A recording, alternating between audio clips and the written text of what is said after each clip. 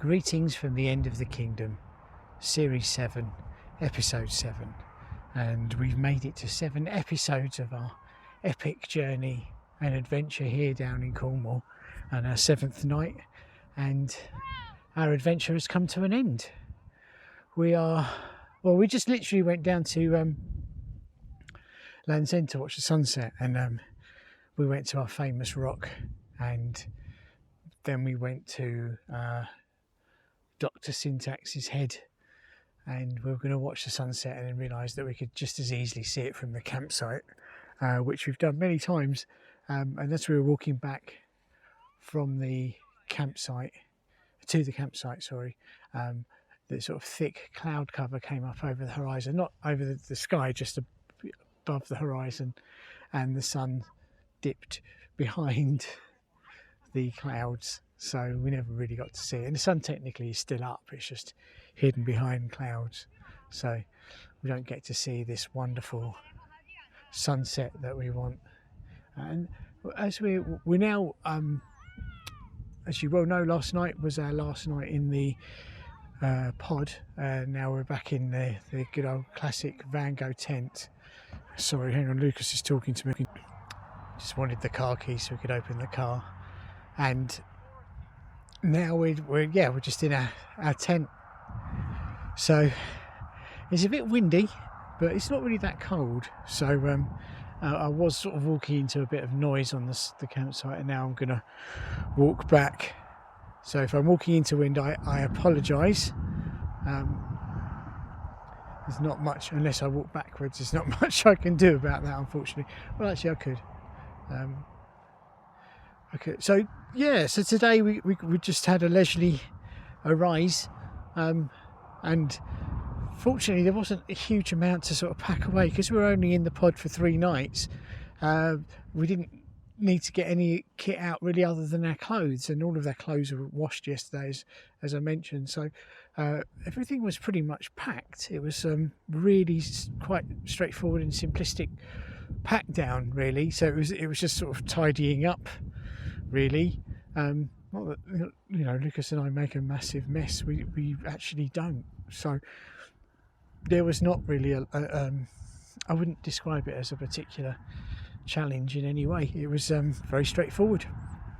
And so we packed up and then left the car in the car park and headed down to Land's End to get some souvenirs and stuff for people, and the kind of that kind of thing, and took some pictures and went to the rock, went to Syntax's head again for the first time today, and then made our way back, and then sort of drove down to Penzance, where we played in the arcade, and I had to admit defeat. It really wasn't my week for the slot machines. I mean, I only spent £4 today, but I lost it all. Normally I would win something, and I just haven't won at all this week. It's just not been my week. Whereas Lucas did very well. I mean, he got over 5,000 points with his, or 5,000 tickets rather, which equate to points. So he got a massive stash of stuff. So he was chuffed to bits with all these sweets and water balloons and games and stuff. So he was made up. It was a roaring success on that part, really. So worth every penny that we spent. And then we had just milled around Penzance. I had to buy a bed, because I did say, I think back in episode 3, that getting a new bed that doesn't deflate in the night is a Friday problem, and Friday's problem has rolled round. So I had to deal with that today. Fortunately, or unfortunately actually, Millets in Penzance is closing down again. It closed down years ago, and then moved sites, but apparently it's closing down for good, which in this climate does not surprise me, which is a real shame. It is a shame, because we kind of really do need some kind of a camping shop in Penzance. I mean, the closest thing we have is the Mountain Warehouse up by Sainsbury's, Blair Longrock. That's kind of like the closest we've got, really. I say we like I'm a resident, but other than that, there kind of isn't anything else, which is concerning, as I seem to have spent a fair amount of money there. But anyway, and then I got Lucas a wetsuit, and I got myself this really cool baseball cap, which I say myself, Lucas and I are sharing it. Okay, that was the deal. If we got this baseball cap, we had to share it. So that's what we're doing, and we've been taking it in turns in wearing it, which is quite amusing. So we saw, actually saying that, we saw the family that have moved into the pod. They have a rather expensive car and a big dog. So I don't know how it works, because it's 2 men and a woman.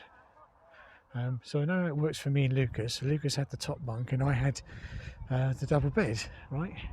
So how that works for them, I do not know. But I'll care, actually. I don't care, really. That's for them to resolve. But now we are the bog standard campers, and I noticed the complete change in the situation is when we were in the pod, you get this wonderful toilet paper, like, you know, thick double ply stuff, and then like the bog standard toilets, which incidentally are clean and well kept and really nice, quite frankly. They it's just single ply. Not uncomfortable. It's not like sandpaper or a tracing paper I used to get in junior school. But and there's another roof tent, actually. This one looks pretty solid. It's not, this one sort of folds out over the top, over the and is supported by the ladder. It's not like mine. Mine just exists on top of the car. Yeah, and that's one of the things that I really enjoy about this, is wandering around and seeing all the different tents. And there's a family that just arrived, and bless them, there's 4 of them, and they're fighting with this one tent in the wind, setting it up. So I'm pleased that I got here earlier and set mine up by myself, I might add, in very relatively little wind. And there's a guy with a really cool trailer. I mean, admittedly, the trailer's too big for the wheels that he's got on it, but hey, you know, that's it looks kind of odd, but I wouldn't say no. I don't know how he sleeps in that, to be honest with you, or if he sleeps in it. But I'm kind of looking around the site, and I can see my little orange Van Gogh tent. So we are, yeah, so right, last night here at Land's End, we were going to spend the time down there watching the sunset and come back in the dark, but now we can't do that. I also wanted to have a fire, but because there's been no rain for such a long time, Mark, the site owner, has decided that it's probably not a good idea for anybody to have barbecues or fires or any of the chimeras. I pronounced that wrong entirely. And there's also a site, a fire pit as well, which is obviously not lit for a very long time. So it's kind of a little bit disappointing. But, you know, I completely and utterly understand, and it's a lovely site that I would like to keep coming back to, as I do, as we have done since 2019. We've come back every year, so I'm aware that you're getting too much wind, so I am going to go and see if I can get inside the tent and finish this off, because this is crazy. So what's that smell? There's a smell of something.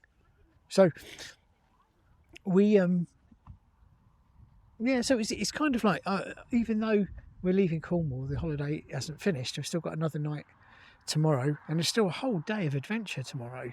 So, and still Sunday as well. So I know I haven't mentioned it, but on tomorrow we're heading, as we're leaving Cornwall, we're going to go to Charmouth and just walk along the beach and investigate fossils and stuff, see if we can find stuff.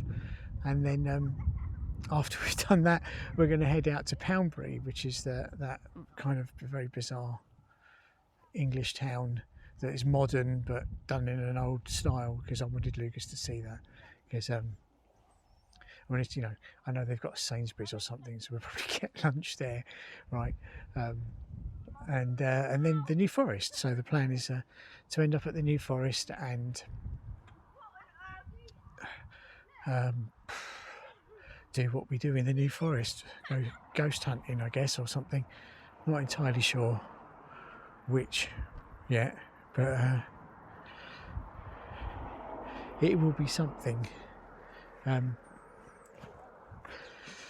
Right, I think that's about it. I don't think there's probably needs to be any more. So I will thank you for listening, and I will see you tomorrow.